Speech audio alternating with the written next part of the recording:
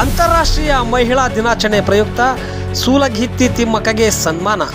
ಚಳ್ಳಕೆರೆ ನಗರದ ವೀರಶೈವ ಮಹಿಳಾ ಸಂಘದ ವತಿಯಿಂದ ಅಂತಾರಾಷ್ಟ್ರೀಯ ಮಹಿಳಾ ದಿನಾಚರಣೆಯ ಪ್ರಯುಕ್ತ ಕಾಲುವೆಹಳ್ಳಿಯ ಶತೈಷಿ ಸೂಲಗಿತ್ತಿ ತಳಕಿನ ತಿಮ್ಮಕ್ಕಗೆ ಸನ್ಮಾನಿಸಿ ಗೌರವಧನ ನೀಡಿ ಗೌರವಿಸಲಾಗಿದೆ.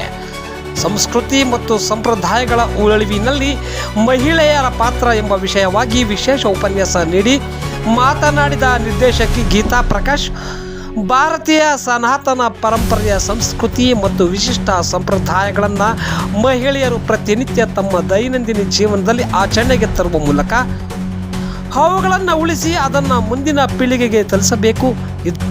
ಅಷ್ಟೇ ಅಲ್ಲದೆ ಮಕ್ಕಳಲ್ಲಿ ಉತ್ತಮ ಸಂಸ್ಕೃತಿ ಮೌಲ್ಯಗಳನ್ನು ತುಂಬಿ ಒಳ್ಳೆಯ ಪುಸ್ತಕಗಳನ್ನು ಓದುವ ಹವ್ಯಾಸಗಳನ್ನು ಬೆಳೆಸಿ ಅವರನ್ನು ಸಾಂಸ್ಕೃತಿಕ ರಾಯಭಾರಿಗಳನ್ನಾಗಿ ಮಾಡಬೇಕು ಎಂದು ಕಿವಿ ಮಾತು ಹೇಳಿದರು. ಮಹಿಳಾ ದಿನಾಚರಣೆ ಪ್ರಯುಕ್ತ ವೀರಶೈವ ಮಹಿಳೆಯರಿಂದ ಭಾರತದ ವಿವಿಧ ರಾಜ್ಯಗಳ ಉಡುಗೆ ತೊಡುಗೆಗಳ ಪ್ರದರ್ಶನ ನಡೆಯಿತು.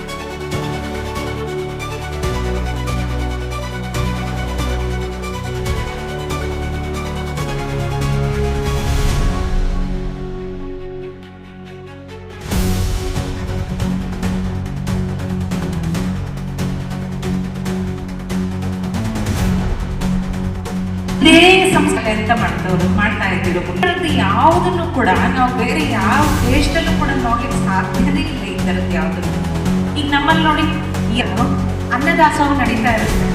ಆಮೇಲೆ ನಾವು ಕೂಡ ಮನಸ್ಫೂರ್ತಿಯಾಗಿ ಕೈಲಾದಷ್ಟು ಕೊಟ್ಟು ಬರ್ತೀವಿ. ಯಾಕೆ ಕೊಡ್ತಿದ್ರು? ಯಾರು ಹಚ್ಕೊಂಡಿರ್ಬಾರ್ದು. ನಮ್ಮ ಸಂಸ್ಕೃತದ ದೇಶ ಯಾರು ಹಚ್ಕೊಂಡಿರ್ಬಾರ್ದು. ಧರ್ಮನ ಬಿಡಬಾರ್ದು. ಕೇವಲ ಬರೀ ಮನುಷ್ಯನಿಗೆ ಮಾತ್ರ ಅಂತಲ್ಲ, ಪ್ರಾಣಿಗಳಲ್ಲೂ ಕೂಡ